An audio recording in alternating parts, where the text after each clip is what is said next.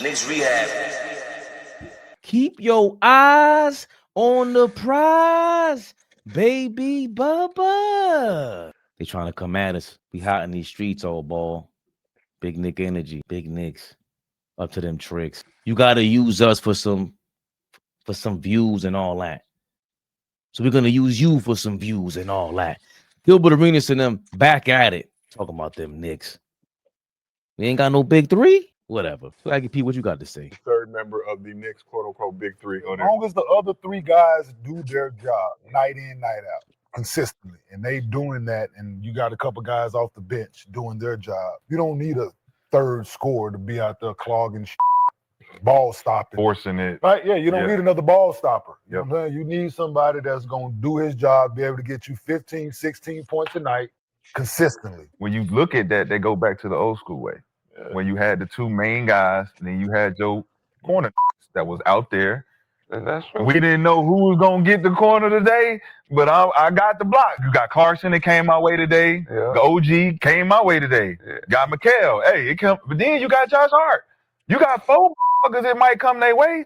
Two of them might go off. And we might blow a team out if all three of us get going. I don't think they could have a third scorer because they style of play. They hold the ball too much. All the other points going to come off of corners, corner threes, and putbacks. To me, that's the bravado that f***s up the team, having putting pressure on that one guy who could be the third option. Hey, man, you need to do more. But then you got four guys looking at each other like, coach is giving us more minutes. Before, we was all logged in trying to figure out who was going to play. Now he's sharing the sugar. He's like, look, I'm giving y'all all confidence to prove yourself. Prove that you deserve these minutes. Giving them crumbs. So when we on the corner, do we make good of the crumbs that we get? Well, of course. All right, so that's what you do. You take the brick and you flip that. Hey, if you don't flip it, the customers ain't coming around today. You got to figure it out. Sustainable, bro. Man, everybody is fighting for the crumbs, bro. Yes, bro. Because listen, that calls like rips in the locker room. No, it don't. Man, I ain't passing. You know what we always gonna have? Crumbs. On the corner, it's levels. What hand you roll up levels. with? It's levels of. I ain't eating. Dear Lord, Swaggy P. Yeah, we're gonna get to you in a second, man. Lord have mercy. What are you talking about? This is just doofy. This is doofy. Where's Swaggy P? But hold on. Let's address that real quick because I would forget. Swaggy P just showed y'all what goes on in the mindset of a lot of these players, which is so sad that you would say, I'm not going to pass somebody the ball. You have this is why in today's game, there's no winning basketball. There's no greatness. There's no players talking about winning championships. There's no sacrificing. There's no anything. Swaggy P, that was terrible right there. That was terrible, Fabian. Lord have mercy. That was bad. That was bad. Well, let's start off with the fact that you ain't watching no games. You think we're just holding the ball, and the coach came in here saying we're not going to hold the ball. And in the last 20 games, we figured out how to not hold on to the ball. What is your thoughts on the big three, though? You heard what Kenyon Martin said the opposite of that. Yo, why you need a big three for? Like, what y'all keep doing that for? And of course, McCann's with a great comeback. Like, yo, take it old school. Two guys. You already got your two guys, and you build around that. You know, what's your thoughts on that? But let me say this once again. Gilbert Arenas is not in the arena in his great basketball talk. I love it. Like, I understand, like I said, you know, what Gilbert brings to the table and the fun of entertainment, the trolling and the clickbait. But once again, Gilbert, you're not in the arena and the guys are civil and talking basketball. I love it. But I kind of agree with Kenyon Martin and Rashad McCants. You don't need a big three, but it is great to have that third scorer that you could depend on. And I think right now, Mikal Bridges is that guy. He's the most consistent. He's the most reliant. And I think, to be honest, that right there is the big three. Cat, Brunson, and Mikal Bridges. Like I said, Mikal is the guy that's always going to be on the floor. He's the Iron Man, and he's consistent. And he's getting better and better on both ends of the floor. But I definitely kind of lean towards Kenyon Martin's side, which I've been saying for a while. For us to be successful and win, you have to play selfish basketball. Get everybody going. Get the ball flowing. Get the ball movement, transition, play great defense. But once again, if guys put their pride to the side and don't think like stupid-ass Swaggy P, that dumb shit he said, If you don't have that mindset, everything will be okay. But if one guy has that mindset, that ruins everything. We know the saying, one bad apple ruins the whole thing. So for me, if we have the same mindset, that we're just here to win a championship, nothing else matters, then we'll be fine. But it's always great to have that third scorer that you can depend and rely on. I think every team has that third guy that's great at what they do. When you had Jordan and Scotty, at times Rodman was that third guy. At times Harper was that third guy. And then you go to the league today. Even when you go to the Spurs dynasty, remember they had their big three with Duncan, Ginobili, Tony Parker. But even when they had Duncan and David Robinson, you had Sean Elliott. So for me, just to have that third guy kind of makes you just feel a little bit more confident and comfortable as far as when you go into games, understanding, okay, if my two stars don't have it going, at least we have that third guy that we can rely on. So for me, I think right now, that guy, if we're talking us having a big three, which to me doesn't matter, but just for sake, if we're discussing that, I think Mikal Bridges is the guy that rounds out the big three after Brunson and Cat. Damn, he's going. he just passed it like that. Because I was gonna say, listen, if there was a big three, you know who I'm going with? OG. Said it as soon as he got here. A menace. The menace changes the game. As soon as he came back, all of a sudden we back in the top 10 defensive No, rating. stay right there. As soon as he what? Don't try to minimize my point, old boy. You're right. I apologize. I apologize. But that is the problem. To be a big three, you got to play big minutes. And he wasn't playing a bunch of them. And he does suffer from that. And Mikal Bridges has been the most consistent Knick, probably the best Knick this year outside of Brunson. And he plays all the minutes. He told Tom Thibodeau, yo, man, we playing too many minutes. In my opinion, because he led the way. He was the vocal guy. He said, yo, man, y'all doing all this chirping behind his back. I'm going to say it to his face. I'm going to say what y'all can't say. I'm going to say it to the public. I'm going to say it to the world hears me. The fans, we know it. It's not a lie. Stop being scared. It was real. Mikal Bridges might need a podcast, man. What y'all doing up there shucking and jiving, Josh and Jalen? You bring Bridges up there to talk some real shit, man. So I'm conflicted if there was a big three because Kenyon Martin and Rashad McCants are right. At the end of the day, as much as I love OG and Anobi, his ass wasn't playing for like 2-3 weeks. And Mikal Bridges was in there on fire, going bananas. We would have got embarrassed in Boston if it wasn't for him. If we're talking about right now, Bridges is part of that big three. That's just a fact.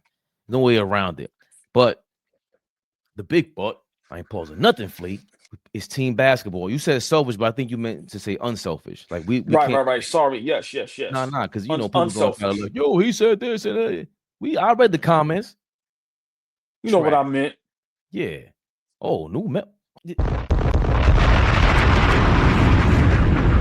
Rico from the Bronx. I gotta drop another one for you. But that's what it's about, old boy. Just playing team basketball. It's the same thing Mike Brown preached. Mike Brown, listen. Yeah, we got to give Mike Brown his props also. The reason why we even able to say something like this is because last year, I don't know how Cat is feeling right now. I'm wondering how he felt last year compared to this year, being part of the big two. It's him and Brunson's leading the way. Now he's leading the way. Does he feel differently with this team? It looks like he's playing differently now. It looks like he's more comfortable. And, it took 20 games. It's a new coach. That team's been around with Tibbs for 4 or 5 years. And also, before I forget, all the rumors of all these guys coming here, Giannis or whoever it is, you say Anthony Davis. Yo, the only way that's possible, and people keep forgetting this, while we're Brunson stands, both of us, AllBall and myself, this don't happen without Brunson. The scoring point guard.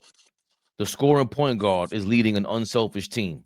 The scoring point guard sacrificed a lot of money, $100 million, Pablo Torre, no matter what you say. And because of that, we got superstars, one of the biggest superstars ever in basketball history, one of the biggest basketball legends, said he wants to come to New York. To all balls point, it was up in the air whether LeBron wanted to come here or not. But Giannis made it evident. And that doesn't happen without Jalen Brunson being the scoring guard.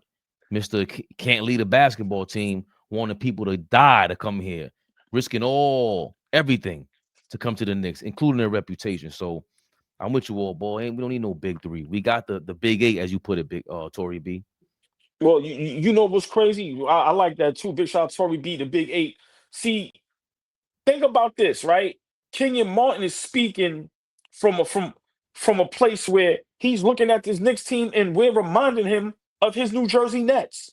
Remember that team with him and the Nets that went to the finals?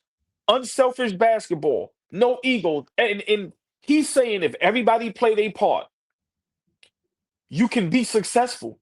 If everybody does their job at a high level like they're supposed to, and what their contracts is saying, Kenyon Martin is sitting on that couch going, "This reminds me of me and Jay Kidd in my New Jersey Nets. We were in the finals back to back.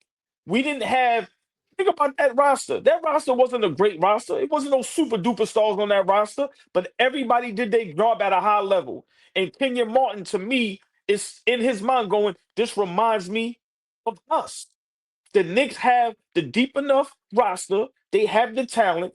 Guys just have to be consistent and play at their high level, at their potential. And if we can do that, we don't have to trade and get rid of nobody. If Cat is going to do his job, if Brunson's going to do his job, and everybody else follow suit, then everything pan out, and we will be in the finals. So I think Kenyon Martin is speaking from that aspect, because I think we definitely are kind of similar to that New Jersey Nets team, where you have a Jay Kidd and Kenyon Martin, who is, those guys is high draft picks, all stars, and just high level guys. We have that in Brunson and Cat, and then everybody else is just those core guys that you need on the team.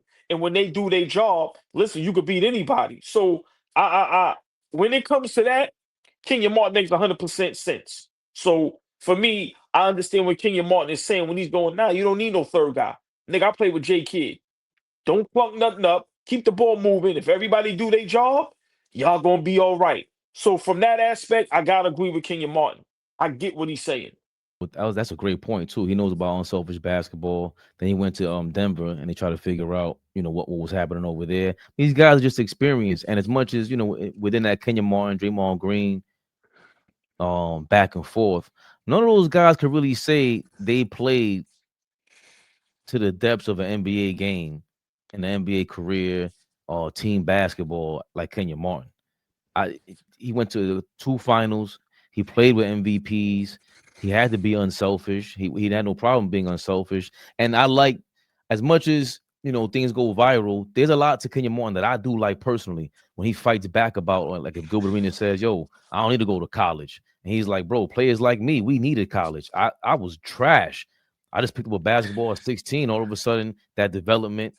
Shout out to Hugs, to his coach. He always gives him credit, always gives credit to Cincinnati, and being prepped for the NBA after breaking his leg. Then he broke his leg again in the NBA. So he's showing like he understands perseverance. It seems like, as much as we hate the tough guy stuff, I think a part of that engine that makes him a tough guy is that you have to be this tough to be a role player too. It is hard trying to think you will star. I'm a #1 draft pick, and then Jason Kidd comes to town, and it's like, any other #1 draft pick, the Gilbert Arenas, the Swaggy P's of the world, might have been offended if Jason Kidd was there and thought, "We need a big three." It's like, no, you need to go play your role. And Kenyon Martin's just, he's saying that. So that's a great point about bringing up the Nets and just bringing up his journey in general. And Rashad McCants, I think he's he always says things randomly. You never know what he's going to say. He's a wild card. Right, he's a wild card. And within that, though, he does try to remind everyone, like, "Yo, these guys don't play defense. You all serious? You know what we had to go through? You know what we did in college and high school? Like, are you guys forgetting? Like, cool, Swaggy P, you want to be swagged out, you want to be flashy. That's great. That's what comes with this game, but you forgetting what got you there." And he's been through a lot of controversy himself. Nobody likes him, any team he's been on. So he doesn't mind being the oddball out. And I'm pretty sure that's tough you know, to come from that mindset, we just happen to agree with him at this point. But I appreciate both perspectives because we don't need to drown out the noise. We need to drown out the noise if it comes up like that. You know, as part of the reason people were saying Randall wanted to be the man on his team too. I don't fully know that. I'm not sure, but it's not an accident that Cat is here and you know they kind of fall in line and they're following Brunson's lead as far as a leader goes. But on that court, Brunson has always shown I could play with Luka, I could play with Randall, I could play with Cat. I'm showing it all over again. This is what I do. Doesn't matter what system you got, doesn't matter what teammate is around me, I'm gonna be Brunson. And they're playing like it. You see that we saw the stats yesterday, the drives per game, the isolation is down. So I don't know what the hell. He doesn't even watch the Knicks. They just hold the ball. That's not even the scheme we're running. We wouldn't be able to score like this if we did. We know it's easier to guard Brunson if he's holding the ball. We understand this. And more importantly, forget if we understand it, they play like they understand it. That's the most important part of all this. Yeah, I mean, you know, I don't listen to anything Swaggy P says. You know, he was in the NBA, he can play, so we ain't gonna sit here and act like he was a scrub and none of that. But when it comes to talking basketball, he's never serious about nothing. And that comment he made right there just solidified, bro. I'm not never listening to you. You there because you Gilbert guy. Let's be realistic. You ain't serious about talking basketball. But you know, I'm gonna just leave it on this. I'm just stuck on what Kenyon Martin is saying because he was there and he understands, you know, when you don't have the talent in the juggernaut of a OKC, of a Denver, right? And you look at our roster and you compare that to that Nets roster with Kerry Kittles and all those guys, and you look at our roster, our guys don't woe you. It's not a wow. Like I said, nobody didn't know how good OG was. Everybody said that trade was terrible. I was the only one of you. Remember, we was here, and everybody was saying we gave up too much. And then with Bridges, the same thing. I get on Bridges as well. So we don't have the guys where it's like, you know, it's a stacked team. And Kenyon Martin is coming from that. He understands. Yo, you do not need to make a big move if guys are going to do their job. The only thing is when you don't have the talent as an OKC, you have to work hard, you have to be consistent, and you have to play unselfish basketball. So I think Kenyon Martin is speaking from a seat, like I said, where he was there and he's watching us and he's going, yo, I was on a team like that. They got enough. They just got to put it together. So I 100% agree with Kenyon Martin because I think I'm correct on this way. He's looking at us going, I compare this to our New Jersey Nets, where, you know, it didn't look like we had enough, but J Kidd brought that shit together. And that's what Brunson has to do, bring it together. And when he got his best friends on the team with him and everybody is happy and playing together, unselfish basketball, listen, we should be in the finals. That's why I said, when people laughed at me, we have enough. Yeah, I curse out Cat every other day and this and that, but we have enough. We have enough. We have enough. Come on now. So big shout out to Kenyon Martin because I totally agree. We agree with you, Kenyon, no matter what they say in them streets. We love you, man. Well, not all of us. I'm not going to speak for all of us because some people go crazy. AllBall TV. They scared, but I'm not. They don't like comentario. Y suscribe.